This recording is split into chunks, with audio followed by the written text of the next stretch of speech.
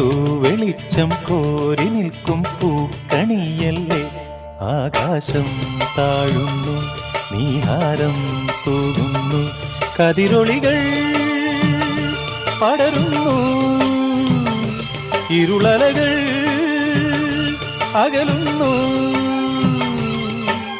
പുലർന്നു പുലർന്നു തെളിഞ്ഞു തെളിഞ്ഞു ചുവന്നു തുടുത്ത മാനം നോക്കി കൂട്ടിൽ നിന്നും മേട്ടിൽ വന്ന പൈങ്കിളിയല്ലേ.